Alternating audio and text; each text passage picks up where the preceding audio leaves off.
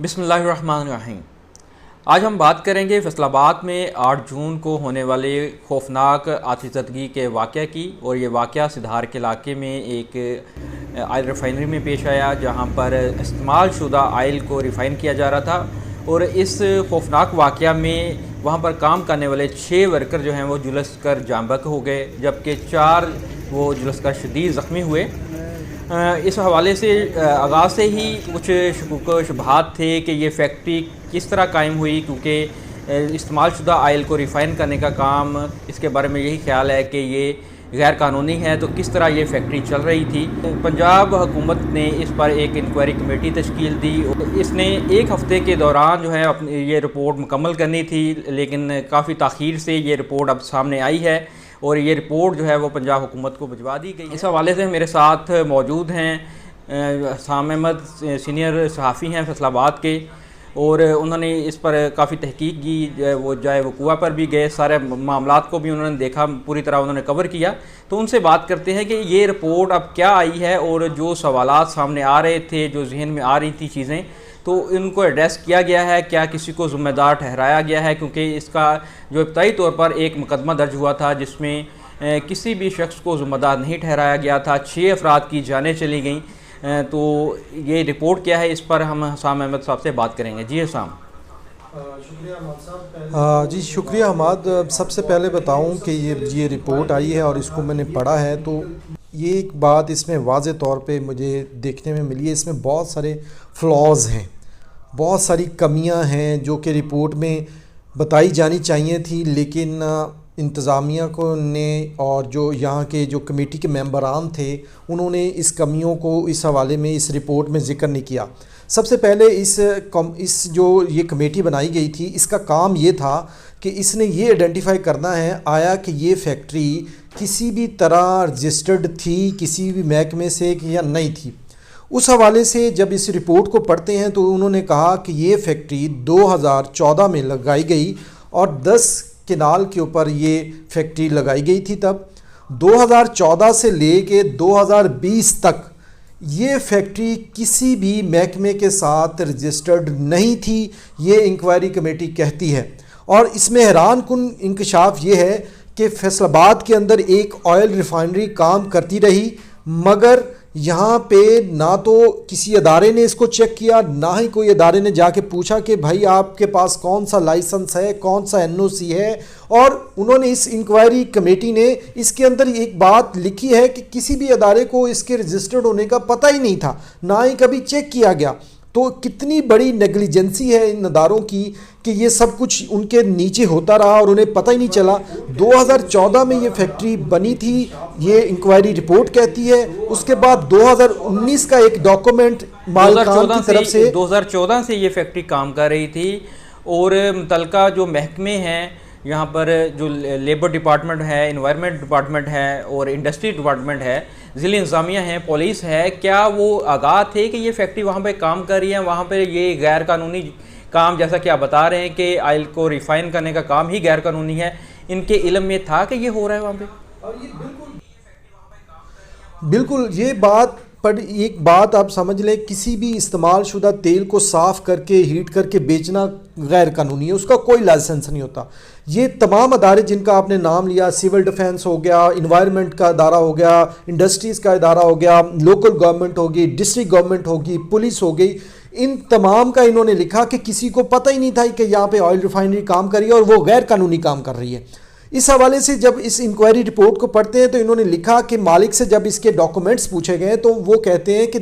2019 کی ایک NOC اوگرا کی فراہم کی گئی، اور 2019 میں 19 کی NOC فراہم کی گئی، جبکہ فیکٹری 2014 میں لگائی گئی تھی۔ تو وہ NOC اسی انکوائری کمیٹی کی جانب سے کہتے ہیں کہ وہ ڈاؤٹ فل ہے، جب ان سے فائل مانگی گئی تو اس کو فراہم کرنے میں مالک ناکام ہے، مطلب وہ بھی مشکوک ہے اور وہ بھی جعلی تھی۔ اور اگر 2014 میں فیکٹری لگی تو اوگرا کی جانب سے NOC جو تھا وہ 2014 میں دیا جانا چاہیے تھا، جبکہ نہ کہ 2019 کا NOC دکھایا جاتا۔ تو یہ فیکٹری غیر قانونی تھی۔ تمام ادارے ان کو پتہ ہی نہیں چلا کہ یہ فیکٹری آئل ریفائنری یہاں پہ لگی ہے، یا پتہ تھا تو جان بوجھ کے یہ انہوں نے آنکھیں بند کر کے ابتدا میں ایک رپورٹ بھی سامنے آئی تھی، وہاں پر جو بوائلر انسپیکٹر ہے وہ گیا تھا وہاں پہ کہ وہاں پر بوائلر کیا اس فیکٹری میں استعمال ہو رہا تھا، اس کے جانے کا مقصد کیا تھا، اور اس کی رپورٹ میں بھی کچھ چیزیں یہی تھیں کہ وہاں پر مناسب جو ہے وہ حفاظتی انتظامات نہیں تھے۔ جی بوائلر انسپیکٹر نے اگلے دن ہی اپنا ایک بیان جاری کیا، بلکہ انہوں نے اپنے سے کندھوں سے اتار کے ذمہ داری دوسرے اداروں پہ پھینکی۔ انہوں نے جب اس کو انسپیکٹ کیا تو ان کا کہنا تھا کہ یہاں پہ بوائلر پھٹنے سے آگ نہیں لگی، جو کہ پہلے کہا جا رہا تھا کہ بوائلر پھٹے گی، جبکہ یہاں پہ پلانٹس لگے تھے، ان میں کوئی شارٹ سرکٹ کی وجہ سے کوئی ایشو ہوا تو آگ لگی۔ لیکن بوائلر انسپیکٹر نے جا کے اسی انکوائری جو یہ ہوئی ہے اس کے اندر بھی بوائلر انسپیکٹر کا یہی بیان لگایا گیا ہے۔ ایک بات یہاں پہ اہم ہے کہ یہاں پہ یہ نہیں بتایا گیا کہ آگ کیسے لگی، اس انکوائری رپورٹ میں بھی نہیں بتایا گیا کہ آگ کیسے لگی، یہ بتایا گیا کہ ٹیکنیکل ٹیمیں وہاں پہ جائیں گی کیونکہ وہاں پہ ٹیکنیکل ایکسپرٹس بتا سکتے ہیں کہ آگ کیسے لگی۔ اس پوری انکوائری رپورٹ کو پڑھ لیں، اس میں کوئی کہیں بھی نہیں لکھا کہ آگ کیوں لگی، کیسے لگی، کس کی نیگلیجنس تھی، کیا ہوا اور اتنا بڑا حادثہ ہو گیا، اس پوری رپورٹ میں کہیں ذکر نہیں کیا گیا۔ حالانکہ جو ٹرمز اینڈ کنڈیشن تھی رپورٹس کی، اس میں یہ شامل تھا کہ پہلے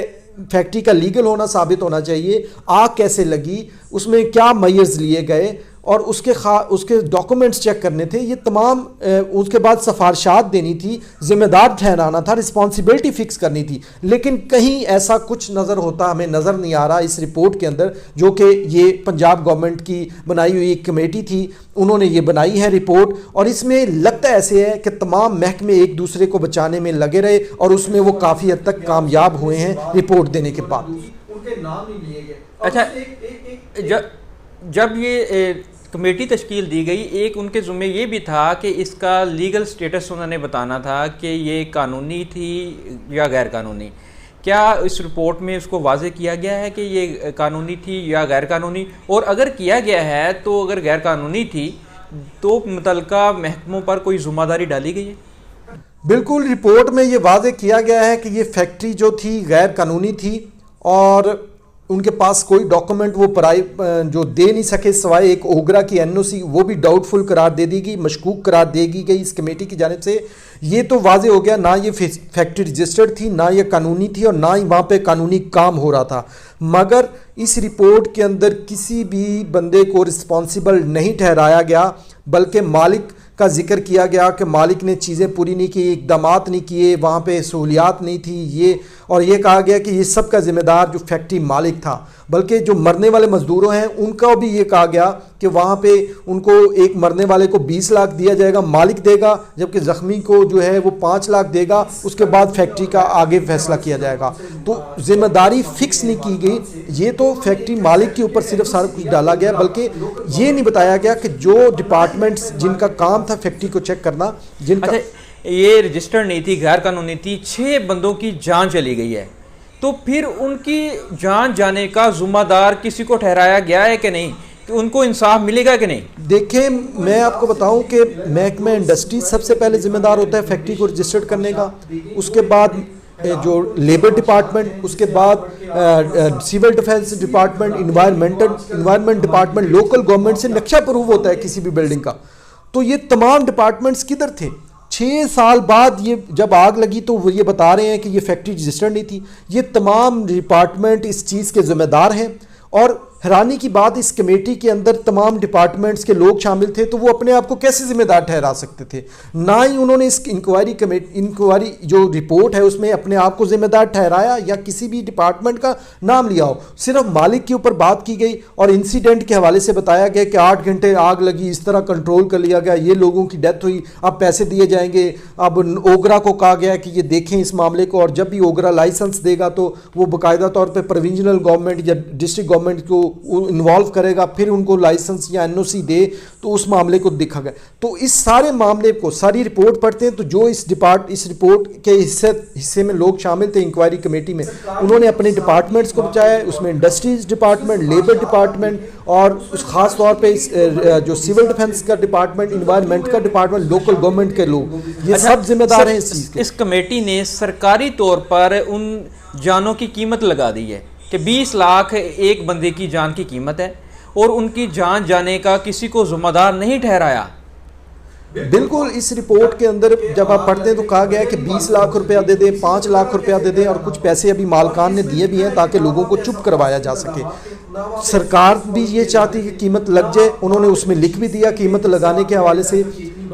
اس انکوائری کمیٹی بنانے کا مقصد یہ تھا کہ انسیڈنٹ کیوں ہوا، آگ کیسے لگی، اس کا ذمہ دار کون تھا، رسپانسبلٹی فکس کرنی تھی، فیکٹری کا لیگل ہونا بتانا تھا۔ اس چیز میں کچھ بھی نہیں بتایا، بلکہ ادھر ادھر گھماتے رہے ہیں، گول مول باتیں کر کے، اور اینڈ میں اچھی اچھی سفارشات دے دی کہ ایسے کرنا چاہیے، ویسے کرنا چاہیے۔ اور حیران کن طور پہ یہ خود بھی لکھتے ہیں کہ ہمارے پاس ڈیٹا بیس ہی نہیں ہے کسی بھی انڈسٹری کا، کوئی ڈیٹا بیس ہی نہیں ہے، وہ ہونا چاہیے۔ اتنی انڈسٹری پھیل چکی ہے، اور D O department, industry department کیا کرتا رہا کہ ایک فیکٹری اگر اس میں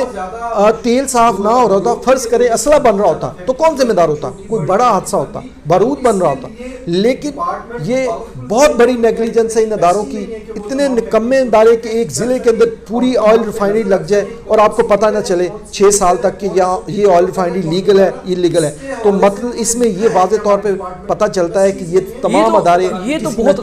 خطرناک صورتحال آپ بتا رہے ہیں کہ ہمارے اداروں کو یہ نہیں پتا کہ ہمارے یہاں پر فیکٹریاں کہاں پہ ہیں، کتنی ہیں، کس قسم کا وہاں پہ کام کار ہو رہا ہے۔ تو یہ اس کا مطلب ہے یہ ایک فیکٹری میں یہ حادثہ ہوا اور یہ سامنے آئی، تو اس میں ہمارے ضلع میں اس طرح کی پتہ نہیں کتنی فیکٹریاں کام کر رہی ہیں۔ آپ کو پتہ ہے کہ پچھلے دن بوائلر حادثہ سرگودا روڈ پہ فیکٹری میں پھٹا تھا،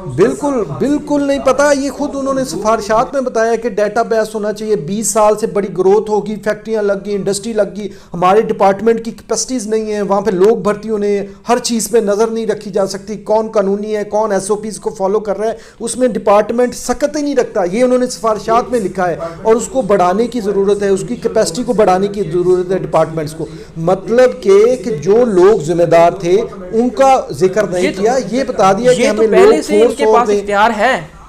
یہ پہلے سے اختیار ہے، محکمہ انڈسٹریز کے پاس ہے، لیبر کے پاس ہے، باقی جو انوائرمنٹ کے پاس ہے، یہ تو پہلے سے ان کے پاس اختیار ہے۔ یہ کیا چیز مانگ رہے ہیں کہ تو جو ہماری ڈپارٹمنٹ ہے جن کا یہ کام ہے فیکٹریز کو چیک کرنا، ان کے پاس کیپیسٹی کی کمی تو ہو سکتی ہے، لیکن ان کی نیگلیجنس سب سے پہلے آتی ہے۔ وہ پیسے لیتے ہیں،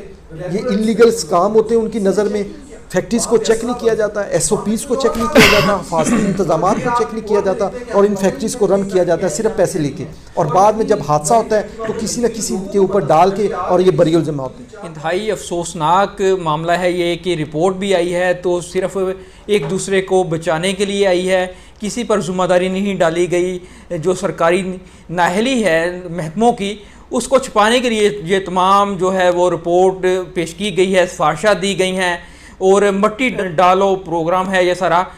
لیکن جو یہاں پر لوگ مر گئے ہیں ان کو انصاف کیا ملے گا؟ اگر ذمہ داری ڈالی گئی ہے تو مالک پر ڈالی گئی ہے، اور اس کو بھی جو چھوٹ دے دی گئی ہے کہ تم پیسے دو، جانوں کی قیمت لگاؤ، اور بس اس کی بھی جان چھوٹ گئی ہے۔ تو اس کا مطلب ہے کہ اس طرح کے واقعات کو روکنے کے لیے کوئی مثال قائم نہیں ہوگی، اس طرح کے واقعات اس طرح تو ہوتے رہیں گے۔ یہ انتہائی افسوسناک واقعہ ہوا تھا، لیکن اس کے حوالے سے جو سرکاری محکموں کی کارکردگی وہ بھی کھل کر سامنے آ گئی ہے۔ ملک میں مافیاز کی بات ہو رہی ہے، تو یہ بھی ایک مافیاز کا طرز عمل ہے جو اس رپورٹ میں سامنے آیا ہے۔